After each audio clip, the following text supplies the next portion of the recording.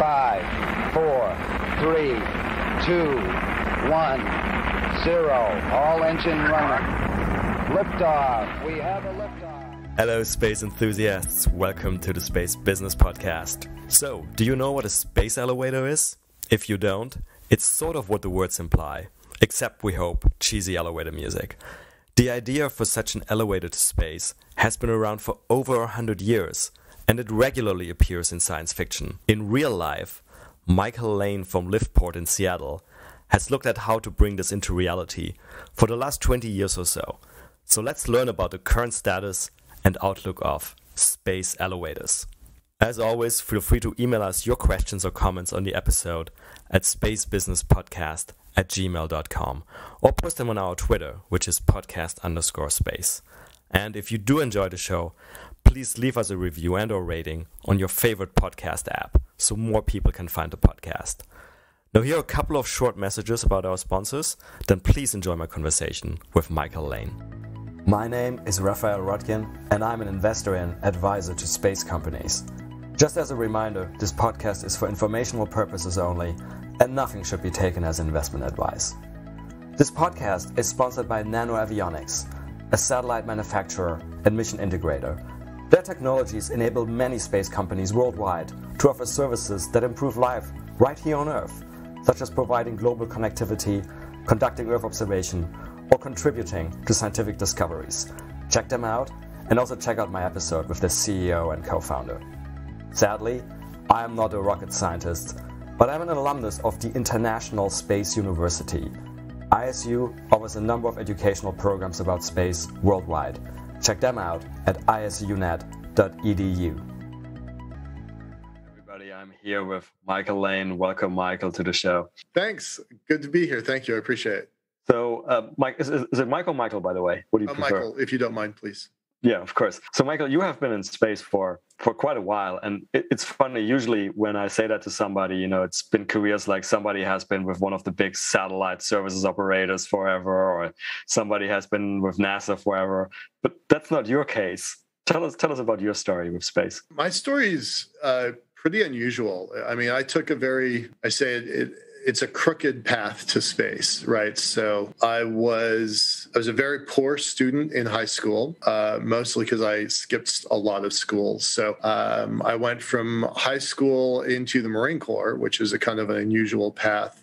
I'm pretty smart. I wound up in the Marine Corps. Surprisingly, I worked on spreadsheets in the early days. So I'm pretty happy about a captain of mine who taught me a lot of stuff. And my first job out of the Marine Corps after 4 years was investment management. So I did that for several years, had signatory control over $4 million and advisory influence on another $40 million. So that was a pretty rare spot to be in. I mean, those are numbers that are good numbers today, but we're talking back in 1990, 1993 range. So, I mean, $4 million was a lot of money back in 1990, 95. I went on to Boston University. Hate to say I dropped out because it sounds like I quit or ran out of financial aid.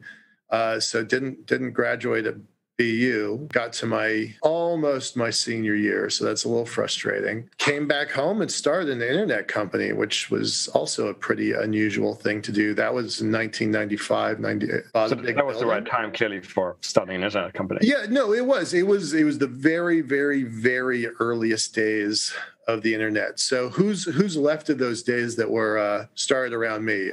Amazon, Wikipedia, not quite PayPal.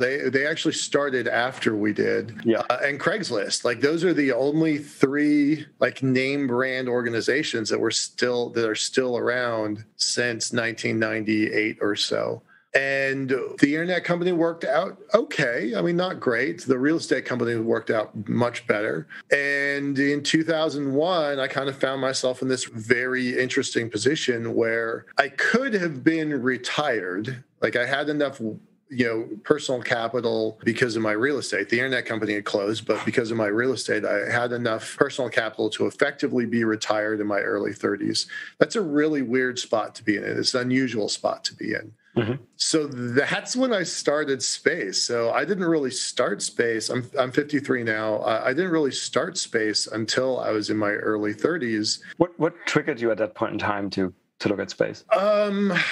So it had always been this kind of background interest between spreadsheets, early days in the Marine Corps, coding, early days with my best friend. I'm a terrible coder, but I was exposed to it really, really early on. And the investment management work that I did was on big infrastructure like telephone systems, communication systems, infrastructure. And so all of those things kind of started coming together. But I used to skip school to watch space shuttles launch and land on television. Like those were things I'd been interested in space really since my earliest days reading science fiction. I'm a big reader. I read a lot of science fiction. We'll come back to that for sure. Yeah, sure. So, here I am in my early 30s, kind of trying to figure out what I want to do when I grow up. And I'm like, what do I care about? I care about space. Well, that leads to the next question of what's my role? Because I'm not a technician. I'm not an engineer. What can I contribute? Exactly the word. What can I contribute? So I was really interested in the idea of commercial space, mostly because of Heinlein. We just, because as an influence, commercial development in space from Heinlein is a recurring theme. So I'm like, all right, well, what does it mean to do commercial development of space? And we're talking 20 years ago. That wasn't a common conversation.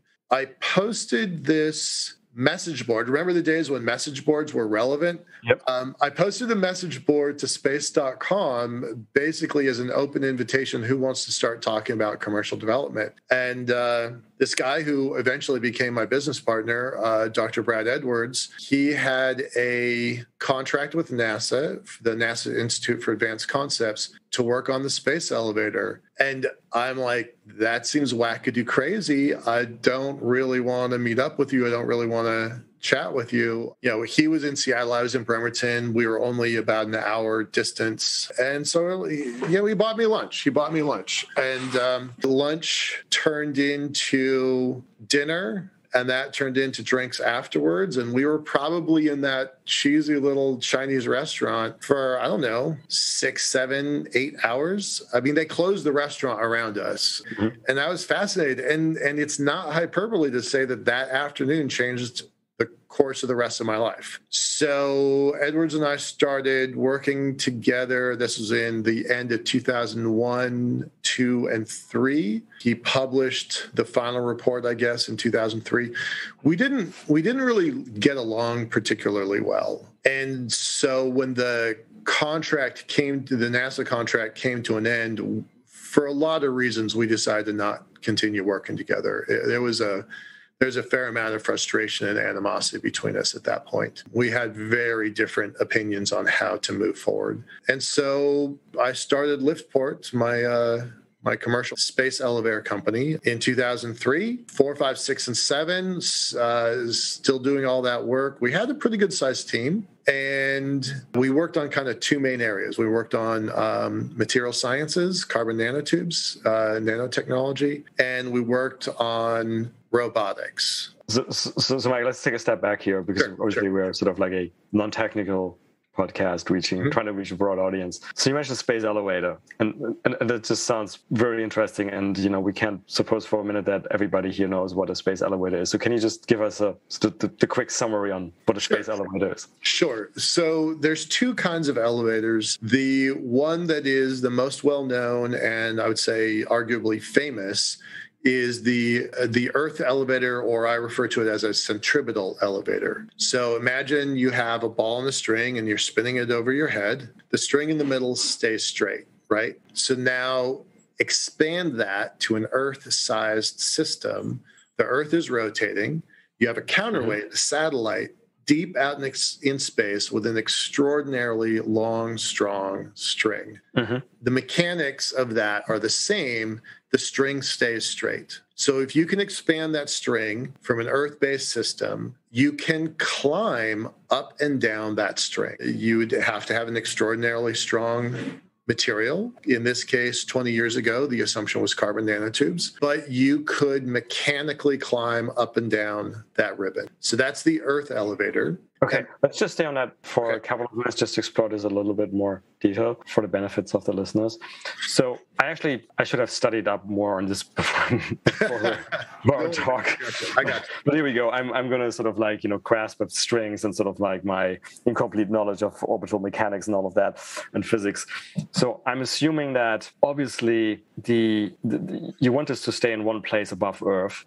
So that means you would have to go out at least to what we call a geostationary orbit. And I guess beyond, because you need to counterbalance all of the weight of that string, right? And it's because it's a very long string. It's actually heavier than one would imagine, right? Which is quite a way out, right? It's actually lighter than most people expect. Oh, that's okay. Let's talk about it in a second. That's actually also interesting. But so just to remind people, geostationary orbit, that's actually quite far away. So the International Space Station is at about, I think, 408 or so kilometers altitude. Geostationary orbit is, correct me if I'm wrong, I think 35,786 kilometers. Right. Yep. So it's a long way. It's basically, right, the circumference of the Earth at the equator, right, out there. And then, as you said, we have to actually go beyond that because of the counterweight effect. So it's correct. It's a long way out, but that's necessary so we can stay basically in the same spot above Earth. And I think then for other sort of orbital mechanics reasons, I'm assuming this would be done above the equator, right?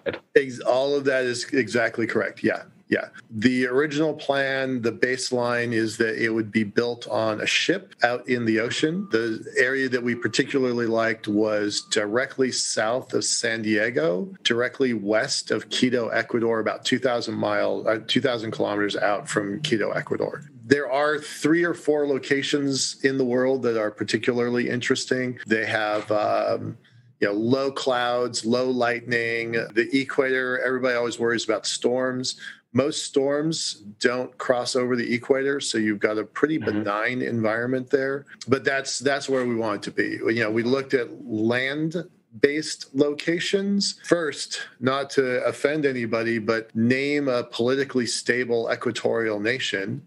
Singapore. Economically stable. We had looked at Ecuador and Peru and that region. They're volcanically very active, right? So really, it made a lot more sense to start basing this thing out in the ocean, which is one of the reasons why how we got our name as a port to imply Liftport, right? Yeah. Yeah, so that's kind of the Earth elevator version. That's funny, just to finish up on location, and I promise we'll come back to science fiction, but we come back to science fiction usually at the end. But I just remember I'm a very, I love science fiction, and I read science fiction all the time. And there's actually a few science fiction works where elevators appear, right? And the one that I remember is, I don't know, you ever read John Scalzi? There's a book called Old Man's War, and they call it the Beanstalk, but it's basically an elevator, and it departs from Nairobi. Yep.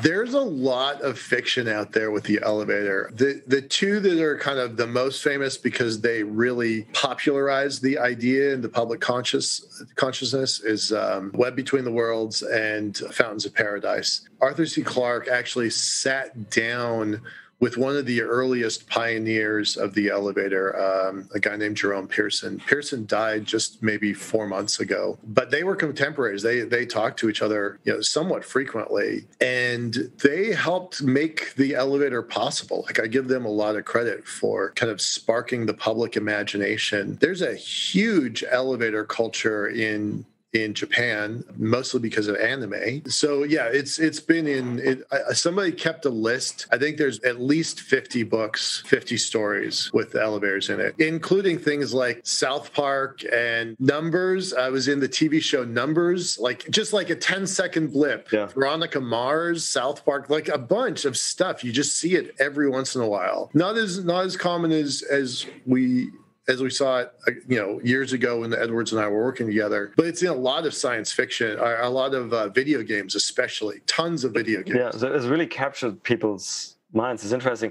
And you just remembered me because you were talking with sort of the people who initially thought about it. And I remember we should kind of very briefly touch upon the history, and correct me if I'm wrong, but I think at least one of the first people who thought about it was Konstantin Tsiolkovsky. He is credited as the first one. Yeah.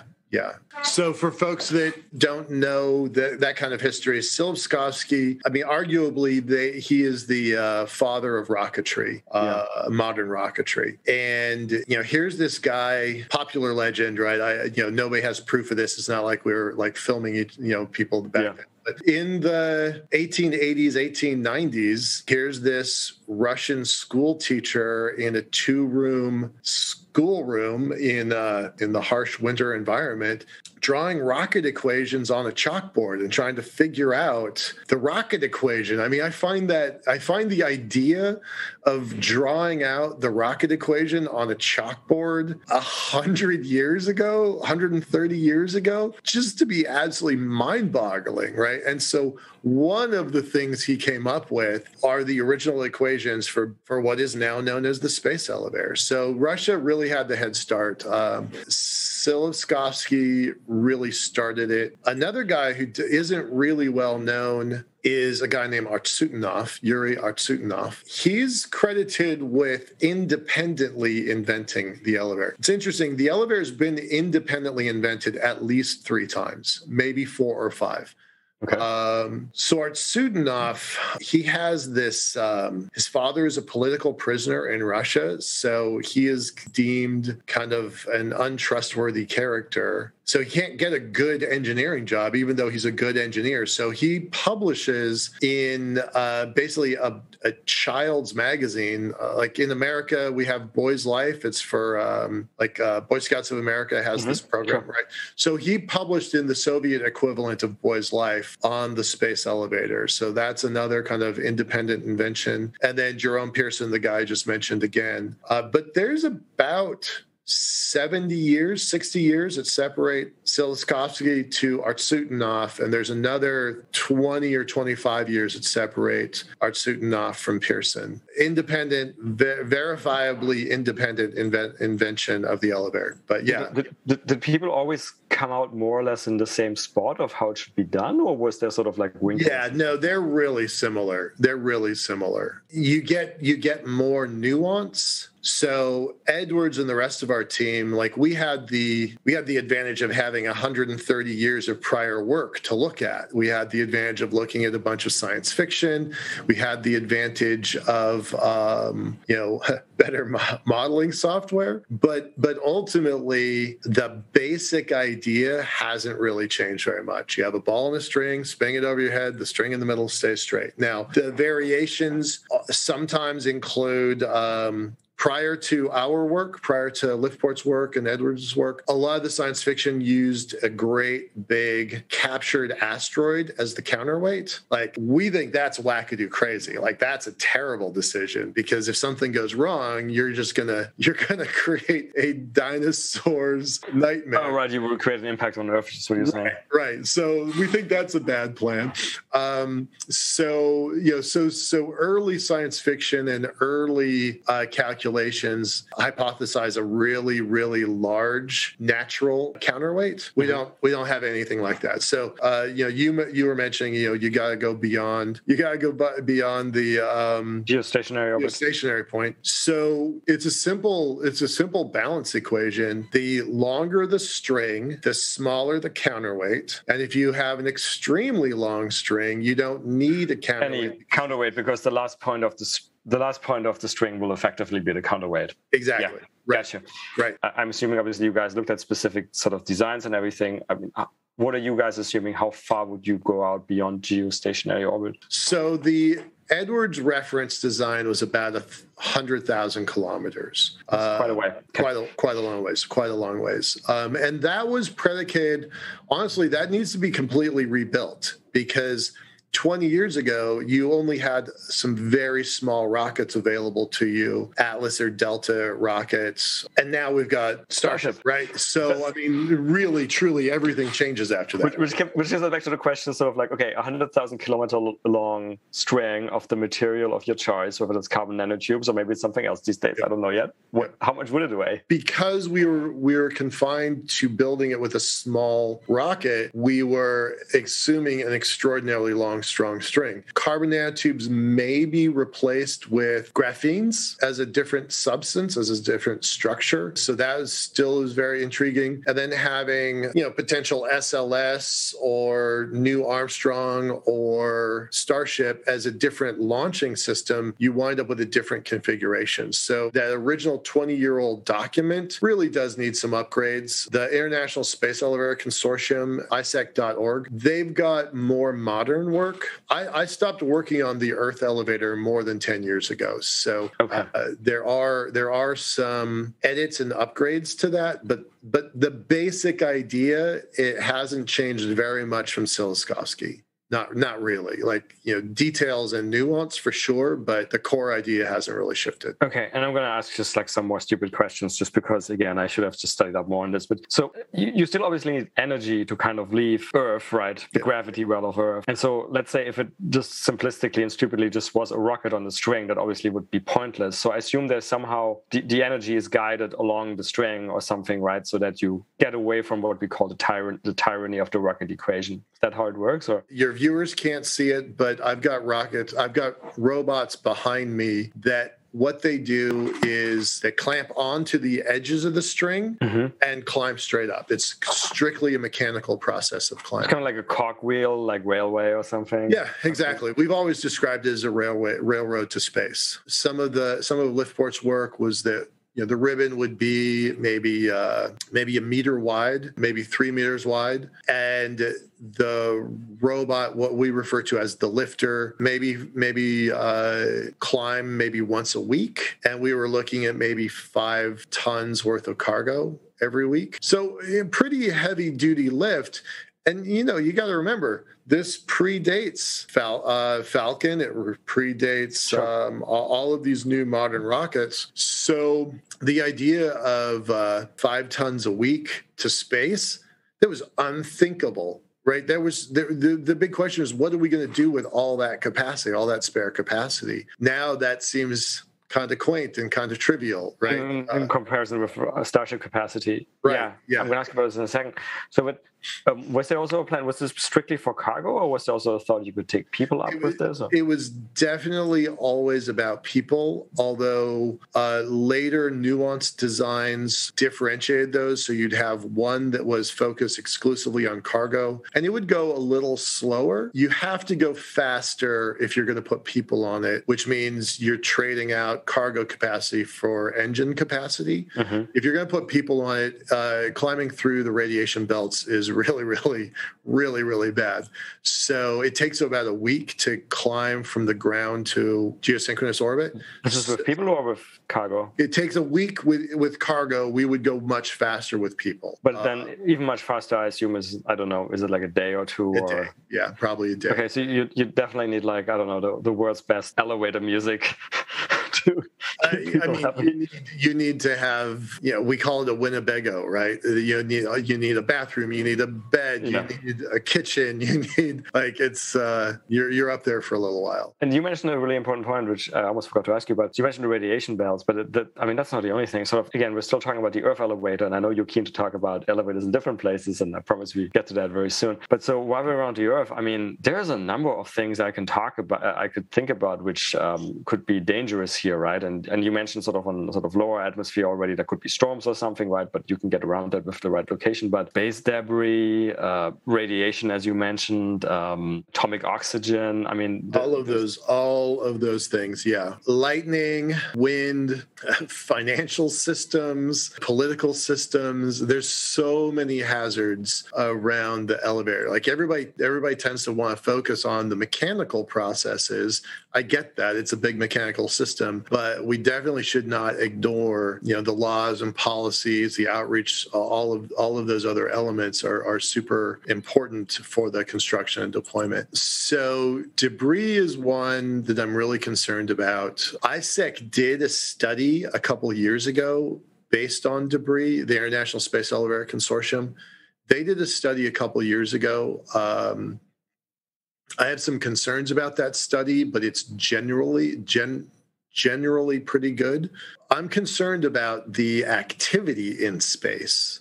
Like I said, I moved away from the Earth elevator more than 10 years ago.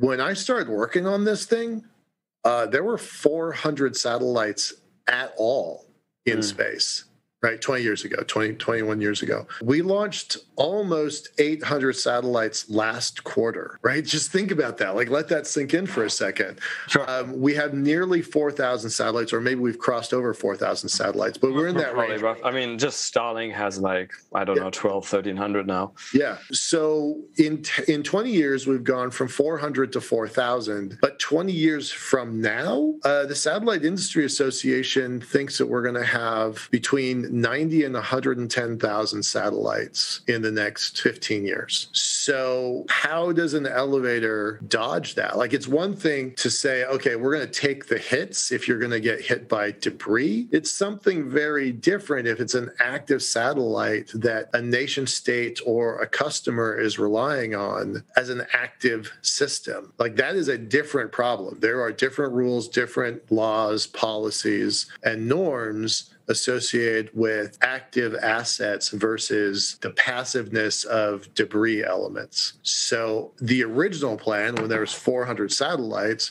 is you have a ship and the string is attached to the ship, and you move the ship and you induce an oscillation on the ribbon. And so you're tracking objects A, B, and C. Object A is coming in at such and such a speed, at such and such an altitude. You move the ship 10 feet to the left. Object B is coming in at a different altitude, at a different angle, move it 5 feet to the right. If you only have 400 objects to dodge every day, probably you could work out the math to maneuver. If you have 40,000, if you have 80,000, if you have 120,000 satellites, I don't think you're going to be able to do that. I think that becomes a really, really tricky problem that we don't even have good simulations for now. So I am concerned about that as a path. And so far as I know, ISEC hasn't answered that question yet. They are working on a next gen update to their baseline. So I'm looking forward to that coming out. I think they're going to release that in October at the IAC conference in Dubai. So hopefully they will address some of those concerns. But so far they haven't. So far as I know, that they haven't solved that one yet. Okay, so let's move away from Earth to places which are, at least for now, less busy. At least for now. Which you wanted to talk about anyway. So we have to talk about the Earth elevator. What other elevators should we be thinking about? So, I mean, I think people should consider Martian elevators. We are not. That's not our focus. I think other people should be paying attention to that one. And I think there's a science fiction precedent for that too. I think that's actually in Red Mars, if I remember. It is. It's in Red Mars. Yeah. Stan Robinson was great. That was out when Edwards and I were still doing a lot of our original work. That was all anybody would talk about. They would talk about two things. What if a plane flies into it? This is the Earth elevator. What if a plane flies into the elevator because 9/11 had just happened? And the other thing was, in the Red Mars series, the Martian elevator comes down and encircles the planet and causes a great deal of devastation. So I met up with Stan Robinson. It was a long time ago, more than 15 years ago. We had a beer and we talked about. He wrote a chapter in our book, actually, talking about how the science is different, the math is different, and that the Earth elevator is not, in fact, going to come down, crash, and encircle the Earth with some like molten canyon around the world or something. So he was a really great sport about that. No, the elevator I want to talk about the most is the Lunar Elevator.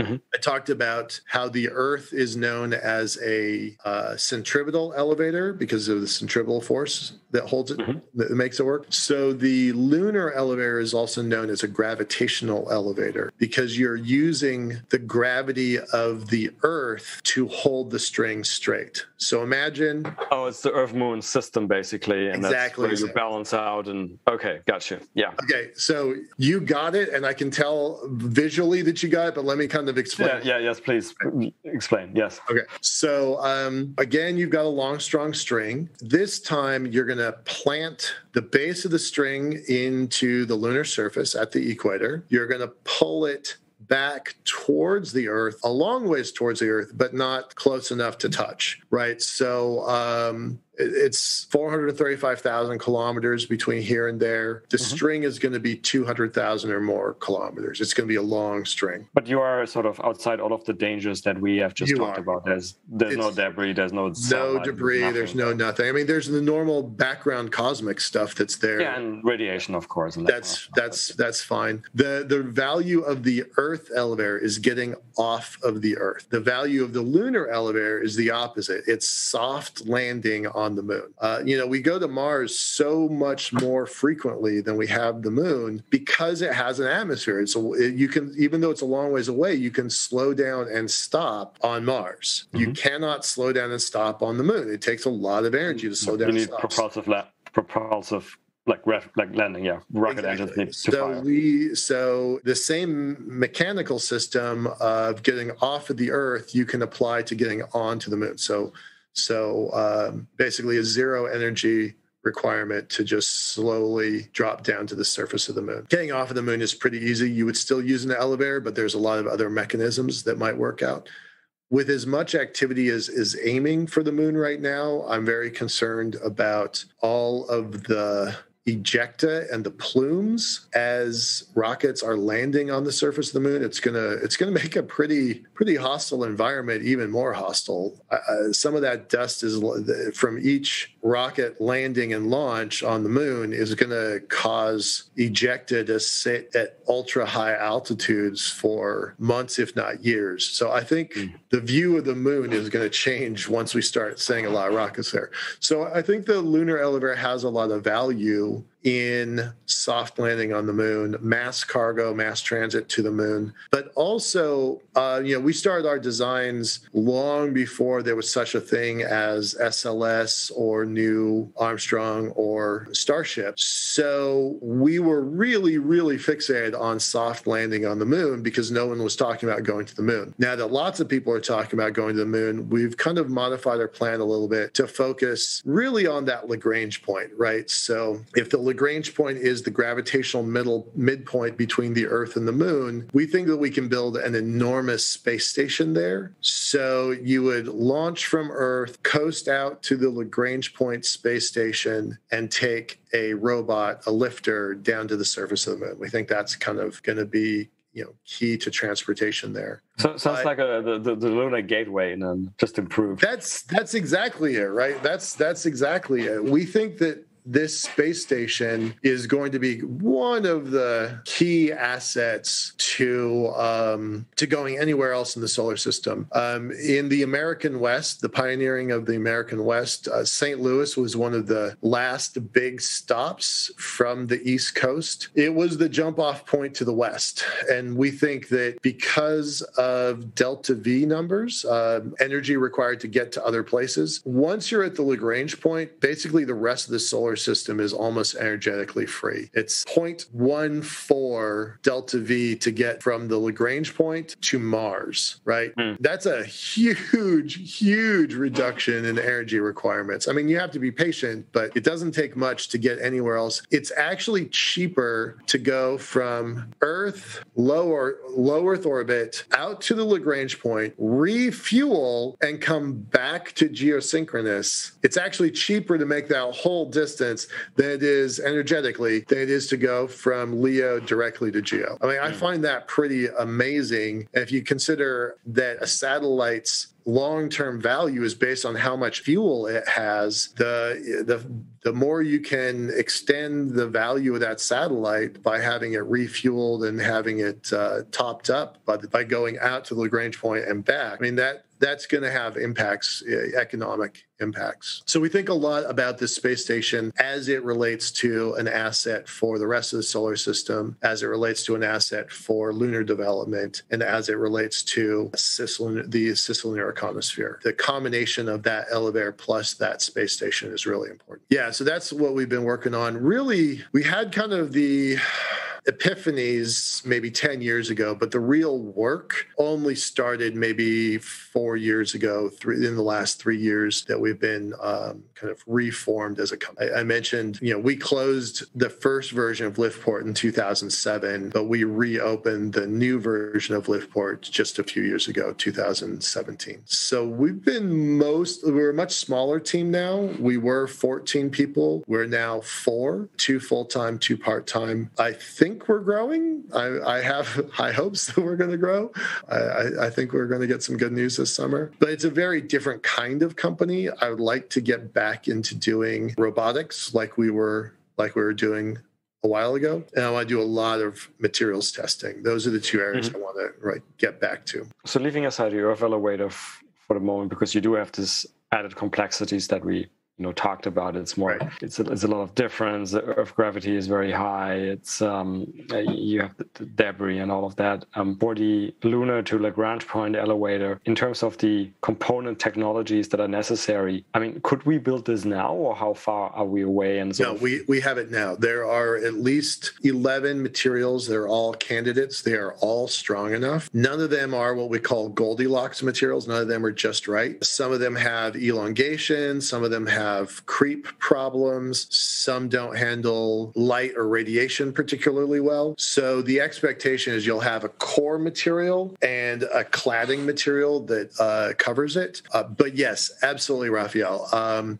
This elevator can be constructed now with current materials. Have you guys made any sort of calculations how much it would cost? We have some pretty good guesses. In fact, our guesses are probably on the high side because the cost of rocketry has come down. It's probably in the neighborhood of $800 million or less. And things that we thought we were going to have to build ourselves, like a great big ion engine, electric engine, we're not going to have to. We can literally just go to the markets, make a contract to Momentus, and contract some of this stuff. So our numbers are probably pretty steeply on the high side, but we're looking at maybe 7 to 12 years, $800 million or less. And there's a lot of stuff that happens between here and there to de-risk the project. So just take a step back. The electric propulsion, where's that used? The more string that we can carry to deploy the first ribbon, the stronger and safer the whole system is. We were going to go with an electric engine to push us from low Earth orbit out to the Lagrange point for deployment. Okay. And so at the time, there weren't big solar electric propulsion engines. There are quite a few now. There are more in development. Momentus is making a service out of ferrying customers to where they want to be. That's a $100 million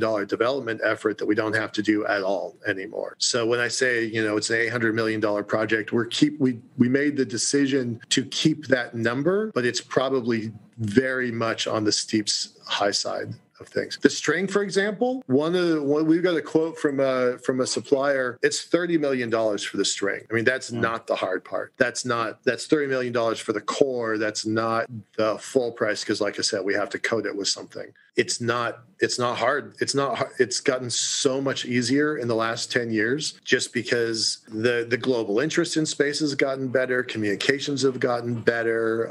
Certainly financing for space projects has gotten better. And then all the rocketry, all the robotics, made in space technologies are coming online. Tethers Unlimited technologies are coming online. So there are partner organizations, allied organizations that can fill in the gaps that we didn't have 10 years ago. So when I say that 800 number, don't get fixated on it because it's probably quite a bit less than that. But we chose to keep that number on the just in case plan. This may sound ridiculous, but I mean, in a space context where we are, pun intended, used to astronomical numbers, this is actually not even a very big number. I mean, I think we learned from some congressional reports that the estimated cost of one SLS launch is in the order of $2 billion, just in comparison. Yeah, I would be embarrassed if I had to report that number, by the way. Like, that's a crazy number. That's a separate episode of the podcast. Separate episode.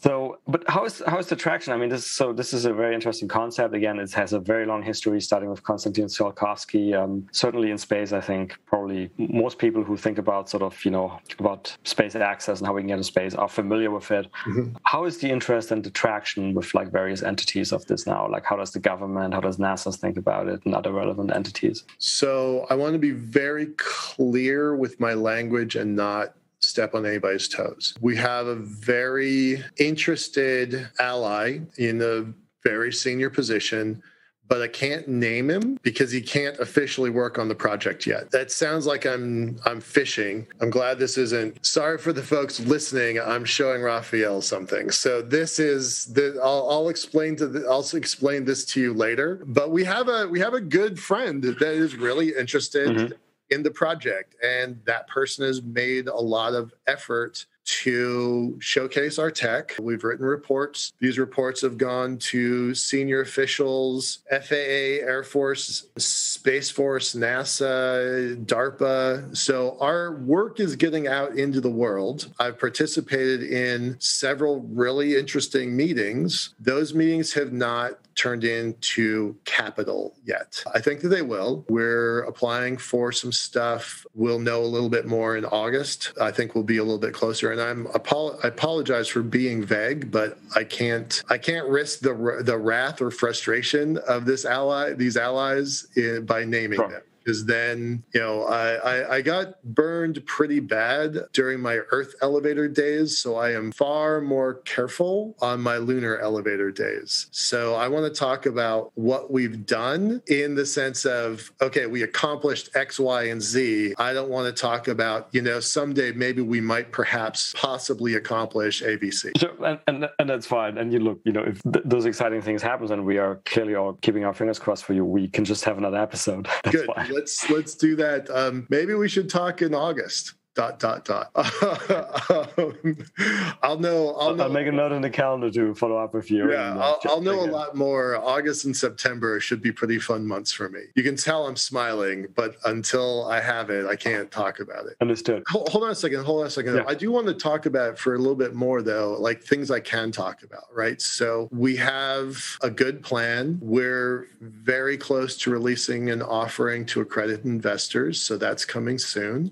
Everybody always focuses on the tech of this, but it's a good business plan as well as a good technology, right? That in the office behind me, I have about 40 or so patentable technologies in climbing robots, in communications and algorithms, in material sciences. So the elevator is the lens that we focus our research on, but the business has to make money beyond the fantasy and the big idea of the elevator. So, we've had to be very accommodating to the investor class about, what's our return on investment? How do they get exits? That kind of stuff. That took as much engineering as the actual elevator. And we figured out, I'll give you an example. When we were working on the Earth elevator, we built almost 20 robots to climb up and down string. Mm-hmm. Well, for us, this climbing up and down string was the science that we needed to get out of it. But we realized that if we had a high altitude platform, a large set of balloons, truck-sized balloons tethered to the ground, that those become useful tools. They become commercially viable tools for communications and observation, right? So that's a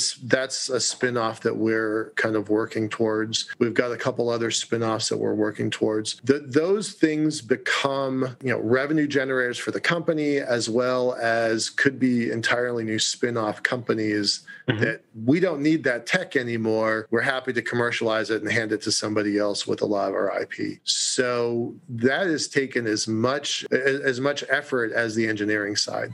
We have a list of products and services we'd like to develop specifically for Space Force that whether the elevator gets built or not, this revenue stream should be significant enough to defray and mitigate a lot of the risk. I think we've got a good plan. I guess that's what I'm saying. I think we've got a good plan. We've got good tech. Finally, after literally 20 years of working on this, it finally looks like all the parts are starting to come together. Terrific. And we're looking forward to seeing your offering that you mentioned, as well as the potential news in August. you mentioned. So as we're sort of coming towards the end here, so just talking beyond elevators, again, you've been involved with space for a long time. You've seen a lot. You've met a lot of people. You've seen the ecosystem evolve. So I just want to ask you a couple of general questions around that. So where we are right now, 2021, with all of the stuff that's going on, Starship, Starlink, Blue Origin probably about to fly tourists, tons of new space startups, a lot of money flowing into space in the forms of venture capital, but also all of the SPAC transactions. How do you feel about new space, what we call new space these days right now? And what do you find exciting? What excites you the most? First of all, the phrase new space is, 15 years old. And it feels really the wrong word anymore. We need a new word. So, hats off to Tomlinson and his crew at the Space Frontier Foundation and all those pioneers and advocates. But that language doesn't work anymore. So it's just space now. New space, old space, that doesn't work. I like to think of it as a spectrum. I've been thinking about it as risk space on one side and safe space on the other. So Liftport's very much in the risk space. The earliest days of SpaceX and Blue were on the risk side. Earliest days of nanoracks and Made in Space and tethers. Those were all, basically self-funded visionary dreams, but then they would get a contract. They'd get another contract, usually NASA, but not always, Air Force sometimes.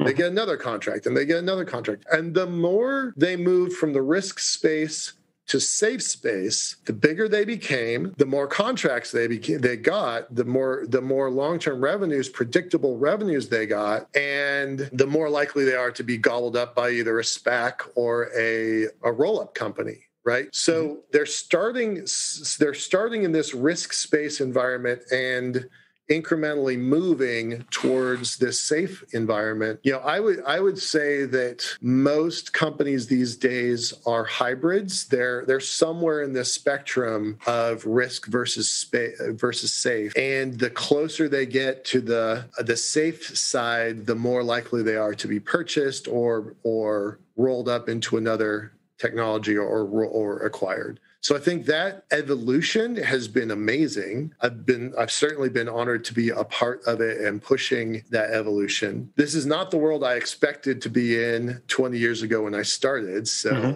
it took longer than I thought. But now that it's here, to use a Silicon Valley phrase, there's an inflection point. I think it's unstoppable at this point. That I agree. $3 billion. What are your numbers? $3 billion in the last 6 months have for SPACs? Yeah. It's actually, when I showed you that calculation, it's actually more. It was 4.1 in the sort of eight SPAC transactions over, basically since Virgin Galactic, which wasn't even the first SPAC transaction, because if you remember, actually Iridium, when it came back, that was actually done via a SPAC. But if we start with Virgin Galactic, we're about $4.1 billion, and you may have seen there was arguably another space company SPAC merger announced today. Yeah, it really is pretty astounding. I think that extraordinary wealth that's been created in the crypto community is starting to move into space as well. I think that's going to start happening. I think there's a whole lot of capital that's starting to move into orbit one way or another. And unintended, or literally, actually. Literally. Yes. I wasn't meaning it as a pun. I was like, literally, like there's a lot of capital moving into orbit right now. I'm kind of glad projects like Mars One failed, because I think that, and I know that's an that's yet another episode. Yeah, no, I point to it. we can talk about space, and I should definitely do an episode on space entertainment.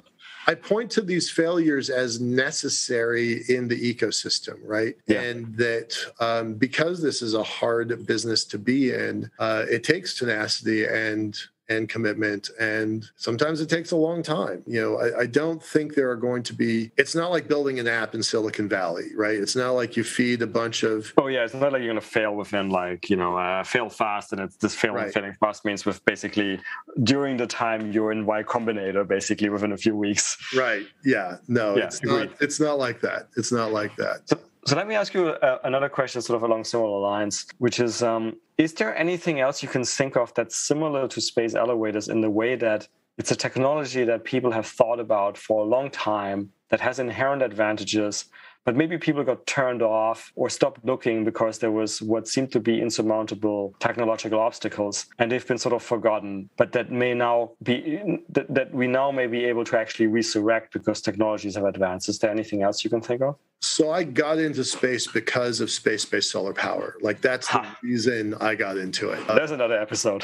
Yeah, no, there. And that'll be Coyote Smith. So I mean, really, truly, I got into this because of that technology. If you can power 300 of the biggest cities in the world, you can power 40% of the global population with clean, green, limitless energy. I think that's a goal worth striving for. Agreed. And so that was my first thing I was going to do in space before elevators. And I chose elevators because the costs of rocketry, the technology of rocketry simply wasn't up to the task of space-based solar power. So now, whether you're using elevators and raw material from the moon to build space-based solar power, which I think we're going to do, or whether you've got low-cost, high-volume rocketry that is able to start building these mammoth systems from the Earth, either way, that technology is about to happen. And I think that technology is going to happen way faster than people expect. And I tend to agree. Yeah, I'd say there's one other that actually, in the same way that Starship, I call it the Starship Singularity. That's a phrase I use a lot. In the same way that the Starship Singularity may make the Earth elevator obsolete, small backyard nuclear power systems may make space-based solar power obsolete, right? Distributed local power with local nukes. I think that technology may make the space-based solar power dream evaporate. It's going to be a race between, can you build a gigawatt system in space that can power Nairobi, or can you build lots of megawatt systems, 100 megawatt systems in the suburbs of Seattle? Right? I think that's a race of technology, and there's value to both. So I think the space-based solar power might be on the horizon. I think the tech is there, the rocketry is there, the robotics is there, and the materials are there. But locally, there's a good reason to build a local system in your backyard. Okay, there's so many questions I could ask about this now, but then we're going to be here for another 2 hours, so this is going to have to be another episode too.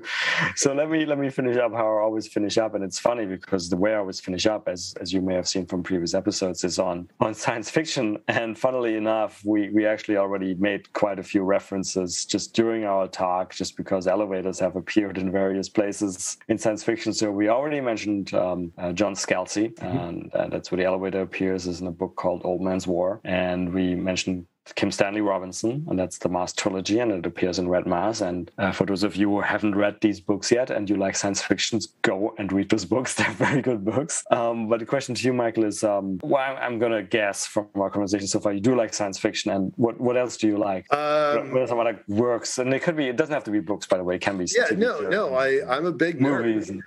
I'm a big nerd, so I think I'm pretty up on pop culture stuff.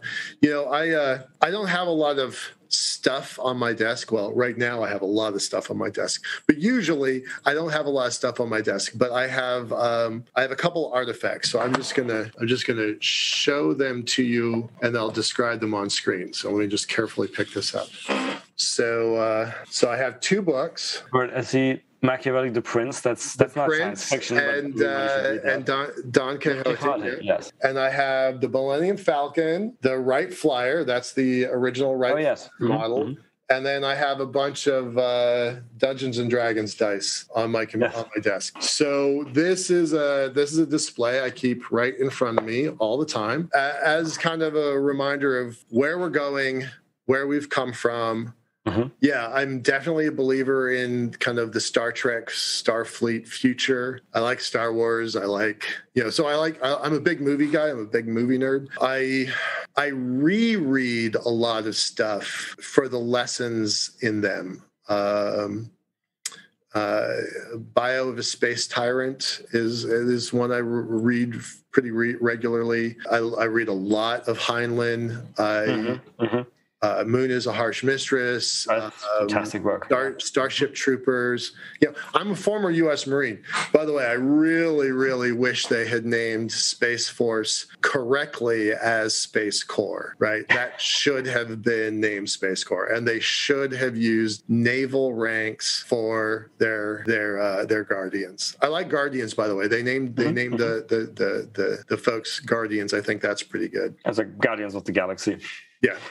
So, I mean, it's so sci-fi really did kind of force me to look in space. I have these, in this case, 8-sided dice on my desk. I got into space because of my best friend, actually. We grew up in the Puget Sound area near Seattle. My high school looked over a big chunk of the naval fleet of the West Coast, U.S. Naval fleet. Those were the Cold War days when it was pretty warm. And anybody who grew up went to that high school knew that they would never know when World War III started because we were going to be vaporized. We were a first strike target. And here's my nerdy best friend and I playing Dungeons and Dragons, and we've got all this graph paper. And one day, I don't remember who started it, but one day we're like, how would you build a bunker that survived a hit? And everything that we came up with, he was more engineering, I was more on the social side, but everything that we would come up with, we draw out these really elaborate things. And then the other guy, the other nerd, would try to figure out how to break their bunker, right? And everything that we came up with, I mean, this is the 9th grade for me, not very sophisticated. 10th grade, 11th grade for me, not very sophisticated. But everything that we came up with was just a bad plan. And that's when the movie War Games came out with a very young... early 80s. Yeah, very young. Mid-80s. Yep. And one of the lines in there is, the only way to win is not to play, right? Thermonuclear war, the only way to win is not to play. And so we're like, you know what? We can't make a bunker that the other guy can't destroy. That's actually how it is in the world. Let's go to space. So we started looking at how could you build space stations, human crewed space stations. And it's ridiculous now to think about the things that we did back then, but all of that was generated by pop culture ideas at the time. And this is precisely why I always finish up on this question, because I do think it has a much more important role than people realize in inspiring people and then thereby shaping our future. Yeah. But so Michael, it's been an absolute pleasure. Thank you for coming on. And best of luck with Liftport and the projects. And maybe we'll have another episode in August or September. I would like that. All right, cool. Thanks a lot. Appreciate it. Thanks a lot. Well, that's it for another nominal episode of the Space Business Podcast. If you like this podcast, please consider giving it a 5-star rating on your favorite podcast platform, such as iTunes. You can follow us on Twitter at podcast_space. Also consider supporting us at www.patreon.com/Space Business Podcast. If the podcast got you interested in learning more about the business opportunities in the space economy, check out my new online course on space entrepreneurship on udemy.com. The link is in the episode description. Lastly, if you have any feedback, including ideas for guests, and that may include yourself if you have an exciting space story to tell, or interested in being a sponsor, drop us an email at spacebusinesspodcast@gmail.com. I look forward to seeing you for the next episode.